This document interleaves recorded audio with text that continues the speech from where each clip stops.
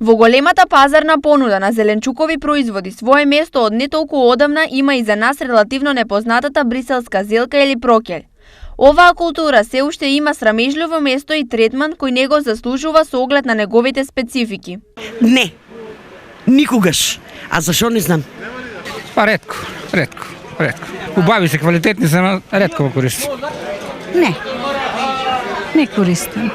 Освен тоа што луѓето не се запознати со прокелјот, многу малку земјоделци се занимаваат со негово производство. Прокело е зимска култура, иначе расадуваат со драсат. Расадот се саде некаде околу 15 до 20 јули, а расадува се при крајот на август. Значи зимска култура е тоа. Иначе е сродство на зелката или на келјо. Е стварно квалитетен, не прскано ништо, 80 денари, половин килограм. Инаку прокелјот е исклучително здраво растение.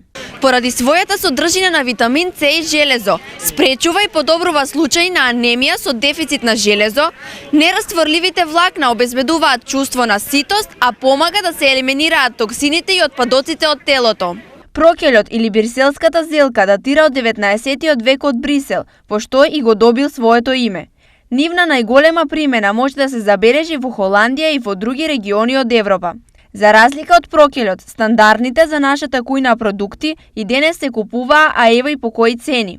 Портокал 40, јаболко 25, лимон 60 денари за килограм, марула 20 и зелка 40 денари за парче, домат 120, банана 70, кромит 30, компер 35 и цвекло 40 денари за килограм.